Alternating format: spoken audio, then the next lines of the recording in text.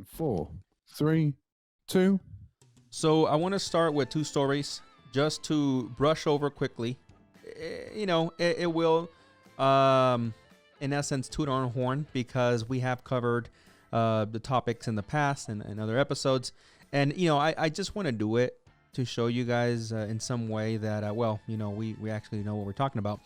Secondly, we're going to go back and cover more updates that have, come out of the whole Minnesota situation with the police officer involved shooting. And, again, some of the stuff that we said could possibly would happen. And guess what? It happened. So let's go right into all that. So the first story we have on here, article from NBC News. Get ready for higher grocery bills for the rest of the year.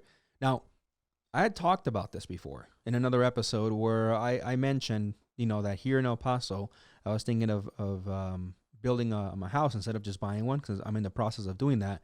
And some relatives had told me like, hey, you better watch out, man, because some of the building materials had essentially, gotten, crazy when it comes to prices. They skyrocketed, and again, those were building materials at the time. But now it appears that even, these prices are affecting groceries.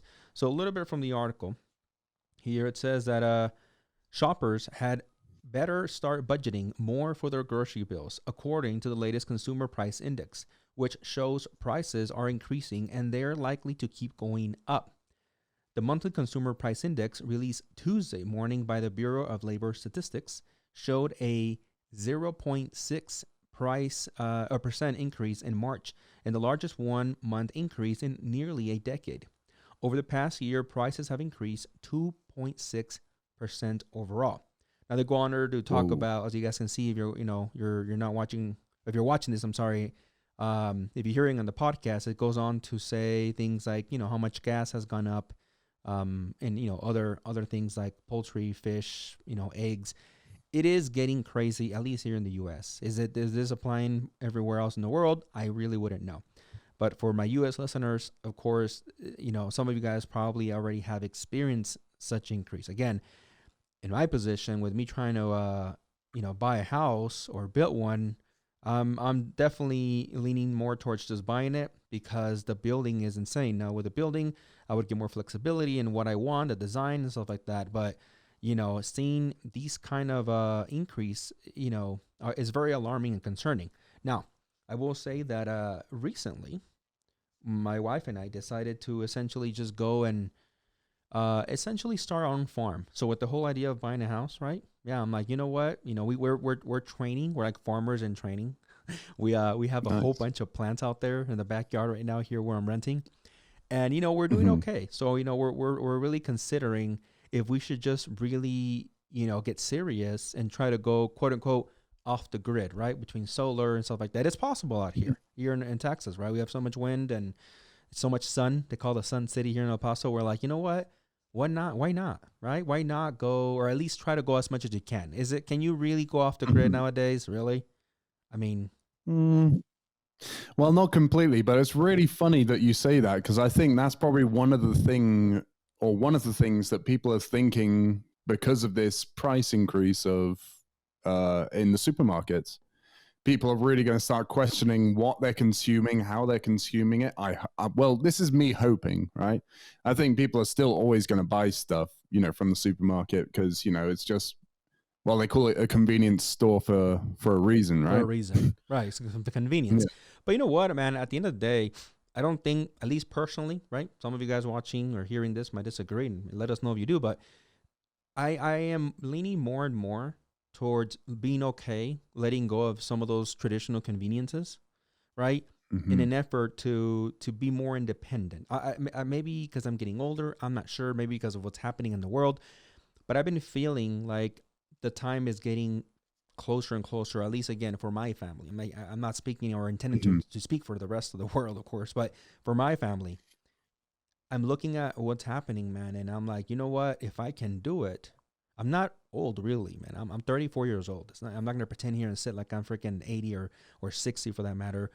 34 years old, I should still have a few decades right, that I can use to really build something and then maybe, retire on that as opposed to the other traditional options. So anyways, I'll keep you guys updated if you guys are interested. I might post something either on our TikTok or our Instagram of these properties I'm seeing out there. But yeah, man, I'm thinking remote, maybe 30, 40 minutes away from El Paso, which is a major city. And then just, buying a few acres, man. Acres are going for about roughly, you can get about 1 acre for about $1,000. And this is just talking about somewhere remote, right? Now, I'm not talking about somewhere in the city, right? Just remote. But hey, thinking maybe 15,000, give me maybe 10 to 12 acres, more or less. I'm like, why not? Am I going to be near a Walmart and those conveniences? No. But yeah, I mean, we'll see, man. And, we'll see how it goes. But guys, you guys are seeing an article there. Sorry to break it to you, but this is reality. We kind of called it in the previous video, and here it is, right? Now, here's something else we have called recently. Boom. Johnson & Johnson vaccine should be paused in the U.S. after, quote, extremely rare blood clots, FDA and CDC say. So I don't want for this to come across for anybody listening, especially if you already have received one of the vaccines, as someone, and meaning us, trying to like guilt you into, why did you get it, or even come across as we're no vaxxers. At least personally me, I am not, and I've said it before, a no vaxxer. I actually believe that there's many vaccines that save lives and it should be taken. But I also always preach being balanced, and I want to stick to that.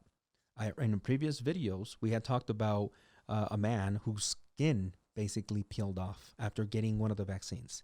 Here now we have blood clots. And the whole point that we're trying to make in previous videos, as we're going to just, reinforce now, is there is a balance. And more importantly, you cannot, rush everyone to get this vaccines or any of these vaccines, whether it's the Pfizer, the Moderna, or in this case, the Johnson & Johnson vaccine, and to kind of harass them and push them into getting it, either A, just because you got it, or B, right, just because you want to live, quote, normal again, right? You want to just get it done so we can all go back to normal.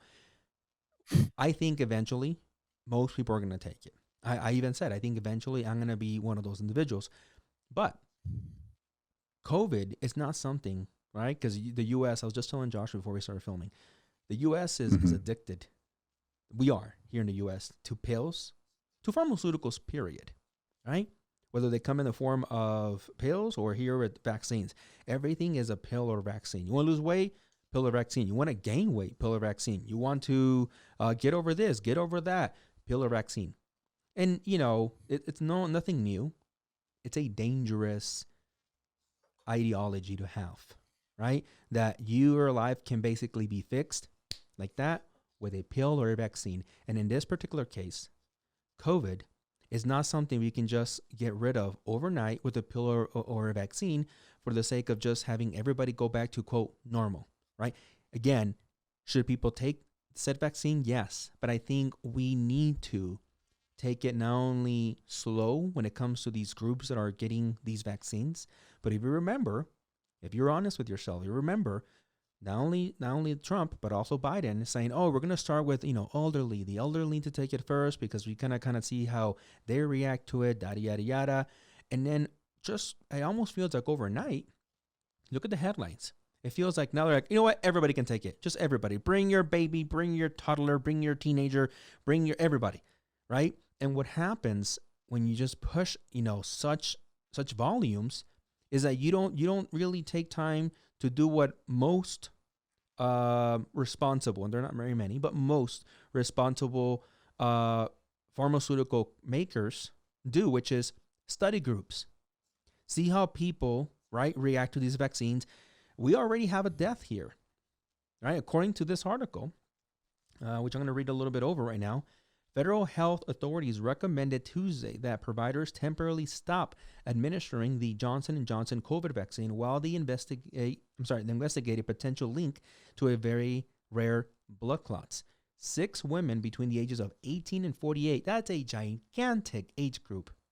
I mean, if you were to, group people up from 18 to 48, that's huge. developed blood clots after receiving the Johnson & Johnson vaccine. One person died and another is in critical condition, the Food and Drug Administration said. Now, these are low numbers.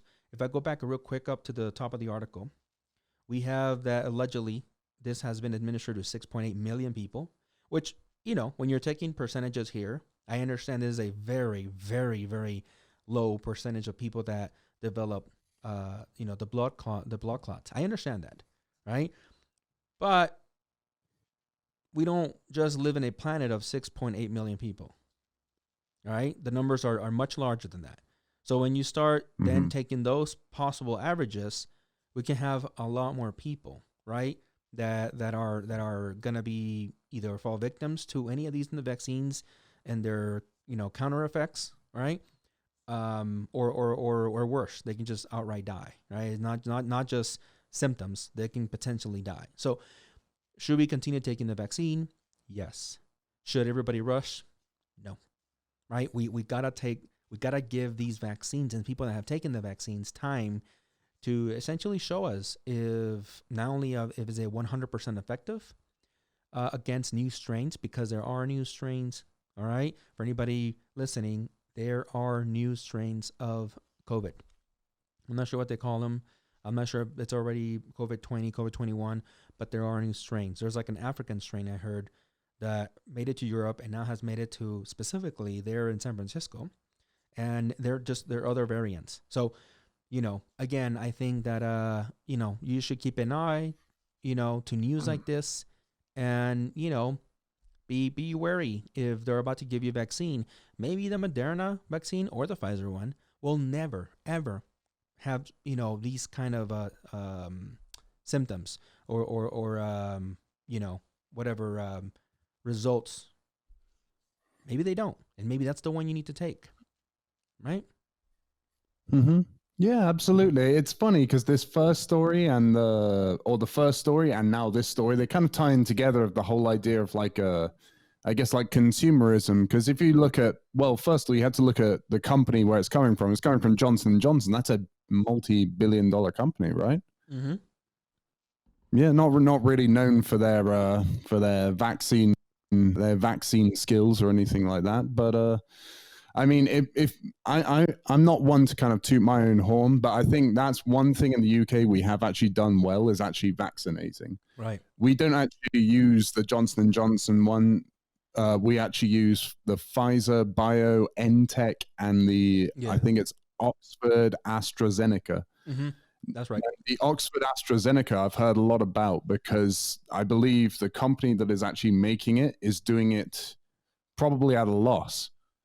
They're not doing this for any kind of profit whatsoever. They're using, the Oxford part of it comes from the fact that it was developed by Oxford University, a very, very well respected institution.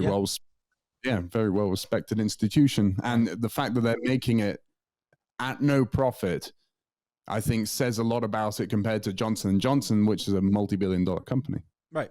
Right, and again, that this is possibly a one-off where they go back to the drawing board, so to speak, and all of a sudden they come back with the best vaccine ever, right? But again, it needs to be done in my opinion, much more controlled environments, right? Where Absolutely. Hey, these are the first 1,000, these are the first 3,000, and a lot, something else that I said earlier when we're preparing is, we have to accept, man, whether we like it or not, that this COVID thing can potentially take years to get over. And for us to fully, I don't want to say forget about it, but, for lack of a better word, just kind of like put it behind us truly. And yeah, for sure. But it's not going to take a year. I mean, if we're honest here, this whole pandemic just started less than, 24 a year months and a ago. month ago. Yeah. It's insane, There are I don't know, there are debts that we're still paying off that have been around longer than COVID. Right. There are there's a lot of things, that we have been doing much longer than COVID. And we try to pretend that COVID, it's just like maybe like a really long season of a really bad show and it's gone. It's like, okay, move on to the next thing. No, man, it's not that simple, but alas. All right. All right. So for our last story, we're going to cover the updates of what's happening in Minnesota right now with the officer involved shooting. Now, we have a few articles, all right, that we're going to show you guys that have some of those updates, which actually include this article right here. Out of the New York Post, Officer Kimberly Potter, who fatally shot Daunte Wright, was training a rookie. Now, the article goes on to say that, she is a veteran of the police force there in Brooklyn County. And, that it was one of those, things that unfortunately went horribly wrong. And apparently the person that was actually trying to apprehend the individual was actually the person that was training. She stepped in to maybe correct the situation. And then you'll see here in the video very shortly that's when everything went horribly wrong. Now, to go along with that update, before we move on to the video, we have this other article out of the USA Today, which reads, police chief and officer who fatally shot Daunte Wright have both resigned, Brooklyn Center mayor says. So this is hot off the press, all right? This just happened today, April 13th, where you have the chief who was giving most of the announcements and the updates to the press essentially submitted their resignation. Let's go watch this video. It's about 3 minutes long because it'll explain a lot more of what's happening, and it'll, if anything, unfortunately just solidify my predictions from yesterday where I said, hey, they're already, organizing a demonstration, but I hope it doesn't turn into a protest. And unfortunately, it did turn into a protest. So let's watch this real quick.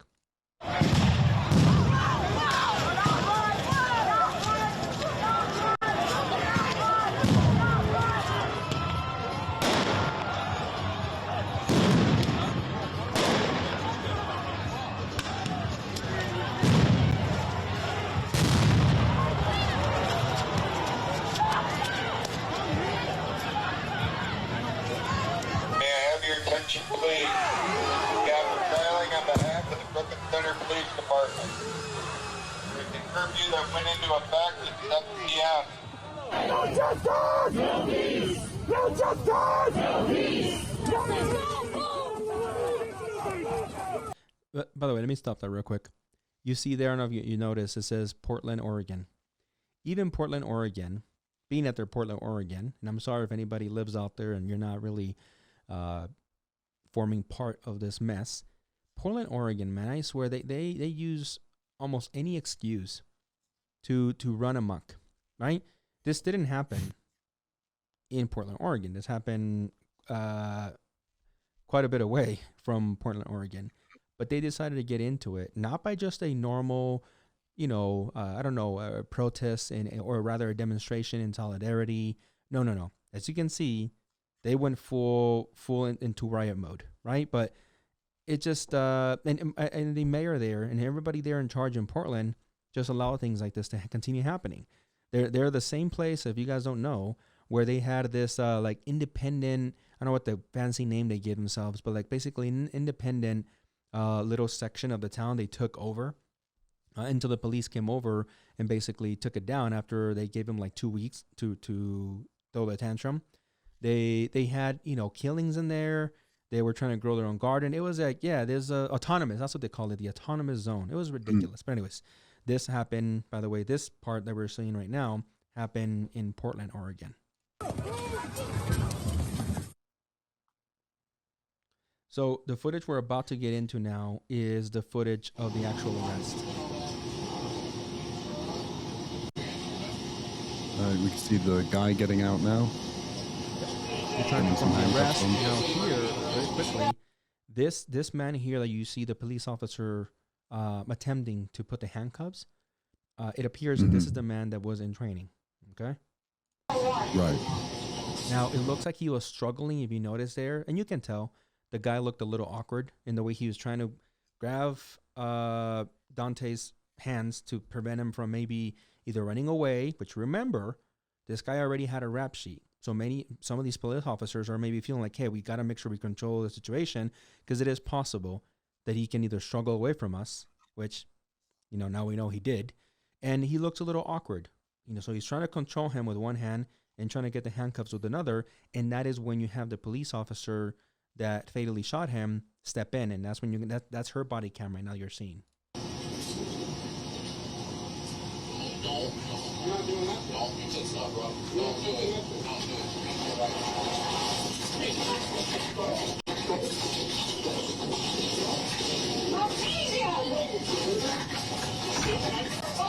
Oh my God. There's the gun.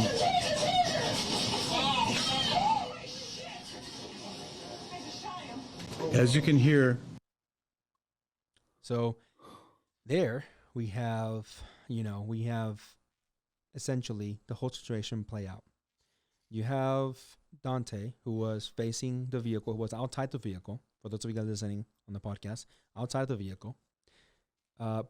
He was up against his vehicle, facing the other way, putting his hands in the back.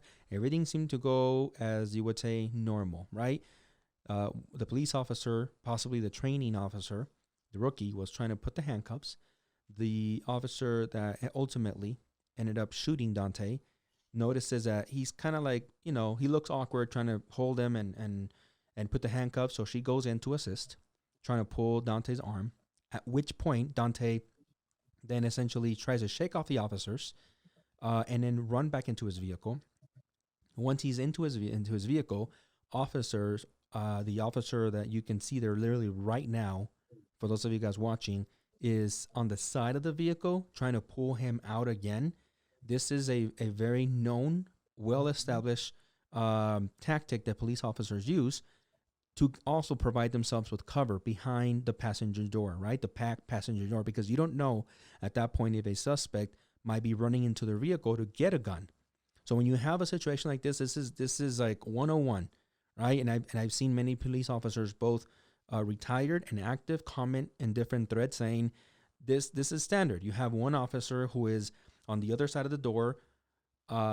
Typically, they're pulling out a non-lethal weapon, which in this case is what she said she was trying to do with a taser, or pull out a lethal, right, weapon, which is their handgun, and then kind of give commands while the other officer is trying to pull the individual, but from the side, right, so that they're not right in front in case the guy has a gun or the suspect has a gun, and then they end up shot. So this individual is trying to pull him out, the training. And then the officer, the officer that shot Wright is yelling taser, taser, taser, which is what they're supposed to do. Why? Because at that point, all officers are supposed to back away, and then the officer discharges a taser, and then the rest should be pretty downhill from there, because the person will be tased and then they will be subdued. In this particular case, the officer did yell taser, but it was actually her lethal weapon, right? It was her handgun. Shot him, then Wright proceeds to drive off, by the way. So he's at that very moment, he has not yet died. He basically continues with his plans of running away. And then the officer says, "Oh shit, I shot him." So that is what happened. Now we're going to go into Tim Gannon, the now ex-police chief, because he's the guy that quit, and we're going to go on to his comments, right? So we're going to go into that now. The officer, while struggling with Mr. Wright, shouts, "Taser, taser," several times. As I watch the video and listen to the officer's commands, it is my belief that the officer had the intention to deploy their taser, but instead shot Mr. Wright with a single bullet. This appears to me, from what I've viewed and the officer's reaction and distress immediately after, that this was an accidental discharge that resulted in the tragic death of Mr. Wright. Now, one thing that you have, for those of you guys listening, if you guys didn't pick up, Gannon says with a single bullet. Why is that irrelevant? Why does that matter? Because many people are trying to claim that this officer purposely shot Wright on purpose, right, to kill him, execution style, which is, it's completely insane. We have all seen videos of police officers when they know they have, by the way, lethal, or they're using lethal force, that they usually shoot more than once. They will usually empty, the gun on the suspect, right? 4, 5, 6 bullets right into the vehicle, right into whatever apartment, whatever. In this particular case, it goes to show that the officer did intend, in fact, to use her taser. And unfortunately, right, there was huge negligence on her behalf because she pulled out a lethal weapon. And I stand by what I said yesterday, right? That the individual, at the time, I thought maybe that person was new or something and maybe needed to go back to the police force or just shouldn't be a police officer. And I'm not going to go back on that, right? But this, in fact, was an accident. Now, that is my opinion. Josh, we'll get into what you think right now, but in my opinion, it was an accident, and I cannot go back and from what I said yesterday. And now that we actually have seen footage, we cannot absolve Wright from any wrongdoing. The man, 20-year-old man, maybe not a 21-year-old man, a full quote-unquote adult according to the U.S., but a man, a 20-year-old man, decided at the time, you know what? It is better to risk getting shot. It is better to create more chaos and try to run away than to go to jail or than to go to prison. Because in my opinion, he damn well knew that, or at least he suspected that he was going to end up in jail. And he thought, this is better. My actions right now, struggling with the police, trying to get away, running to my vehicle, is better, risking my own life and, by the way, his girlfriend's life. Because many officers won't try to get the person right out of the car. They'll completely back away and then start shooting multiple rounds at a vehicle where he decided to run back into and where his girlfriend, possibly another innocent bystander, was just there. So many different people in articles are saying, oh, he was just scared. I'm sorry, I don't buy that. But okay. So that's essentially the breakdown of the video. They go, at this point, they go right back to breaking the video slowly. But you guys have seen essentially what happened, right? And with that, before we get into the last article, that I want to show you a couple of pictures of what's not right, of what's happening in Minnesota. Josh, why don't you give us a little bit of what you think? Well, it's interesting, isn't it? I mean, if you look at it just the way it is now, I mean, yeah, is Daunte without sin in this situation? I don't think so. It does look like he is trying to run away. And like you said, he could put other people's lives at risk. So yeah, this is something not just to look over. Does it look like? Do I think that the police officer? What was her name again? The police officer is Kimberly. Kimberly, yeah. So do I think that she is without sin as well? Well, of course not. But what she's done has essentially led to someone actually dying in what should have been just a regular, like you said, like a bog standard kind of normal pullover. And yeah, someone's died. Does she need to have justice brought to her? Yes. Because what she has done has resulted in someone dying. Do I think it's first-degree murder with intent? That was when she woke up that morning. Did she think she was going to kill a black individual? I don't think that was the case. Not at all. I like it. Not at all. That's pretty balanced. I like it. Yeah, I mean, as far as the her, I don't know, being charged with something, I am of two minds still. I definitely want to see more information, being released. I mean, at this point, many people will argue and say, dude, I mean, look at the footage. It's clear as daylight, right? It was negligence, right? It was definitely negligence, more like manslaughter, I believe is the right term. I may be wrong, but, right. Where unfortunately it was one of those moments where either it was the adrenaline rushing. Again, like I said yesterday, we have to at least try, for those of you guys that are usually blind when it comes to just blaming everything on a police officer, and you don't want to even hear any kind of facts. Try. For the rest of us, it'll be easy to do what I'm about to say. Try to get into the shoes of a police officer who is, again, seeing the rap sheet of an individual.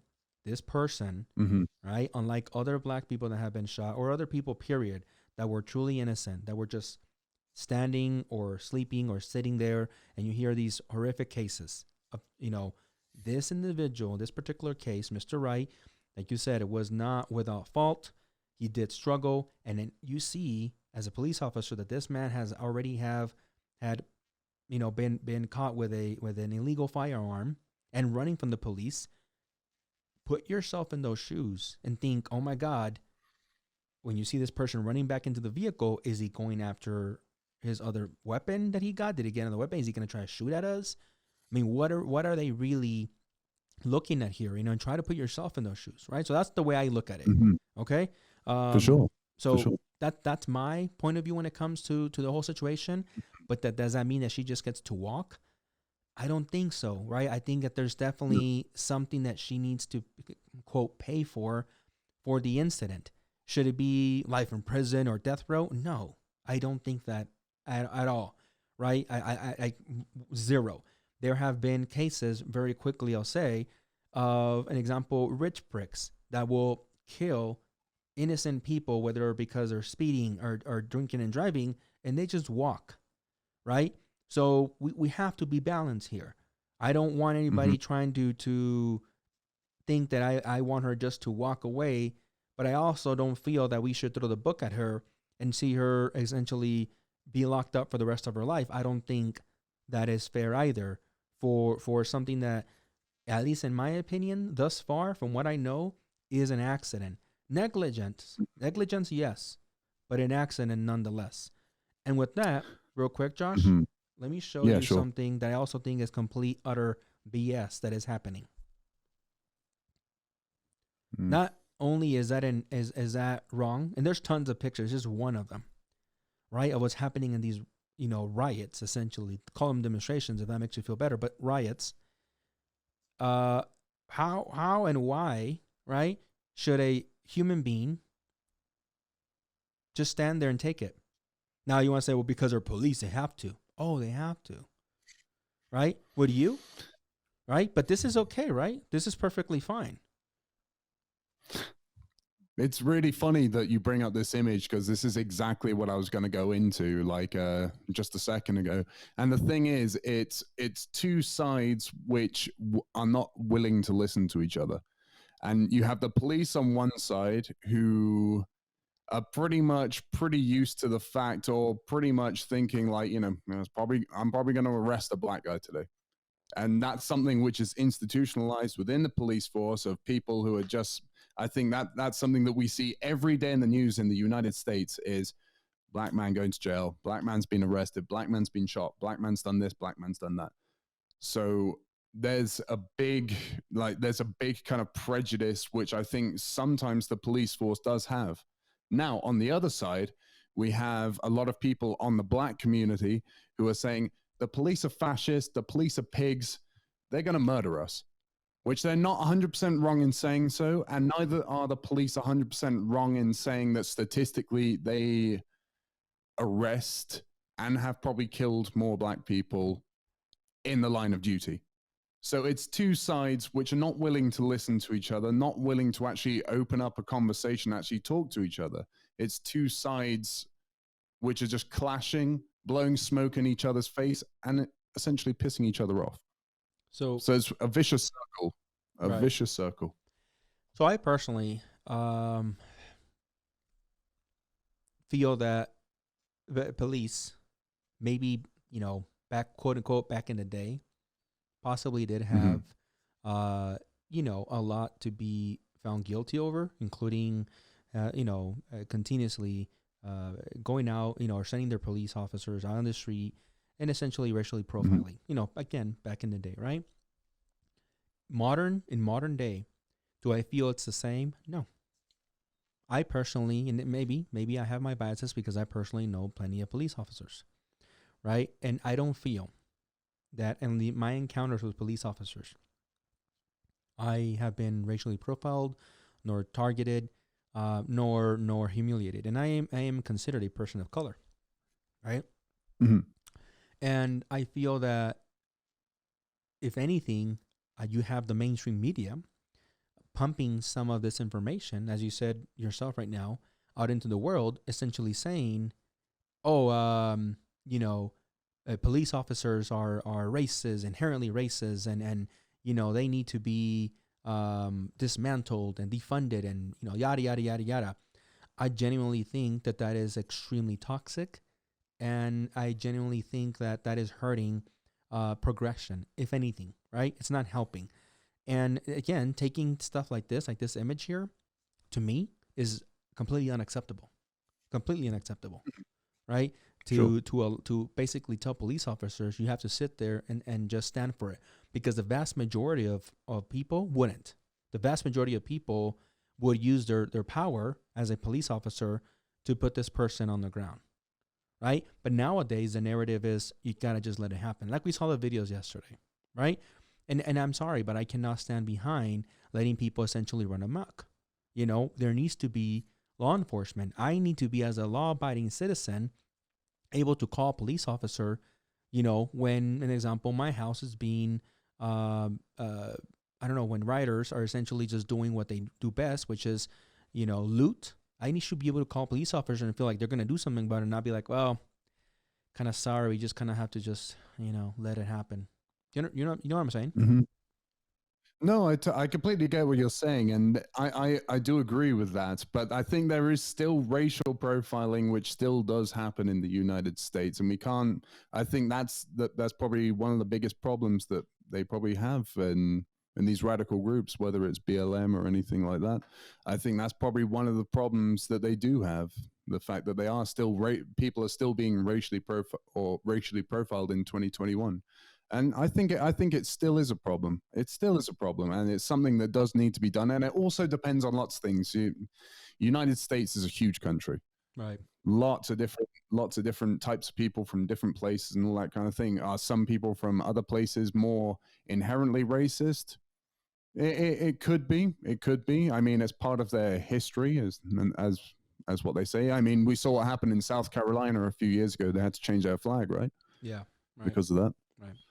Yeah. But yeah, I mean, I'm not saying either side is right or wrong. It's tough. It's tough, and I'm on neither side. If I'm really honest with you, I'm not really on either side because I can't get behind either side. You know what I mean?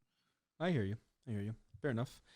Cool. Well, I mean, that was the end of the stories there. You know, just a few updates so you guys know what's happening. You know, with that situation, and then also, you know, with the first couple of stories where, you know, we have been calling it, and hopefully that'll grant a little bit more of your trust in our show and in our direction, and when we give you guys stories, because at least so far the record can show that we know what we're talking about 90-something% of the time.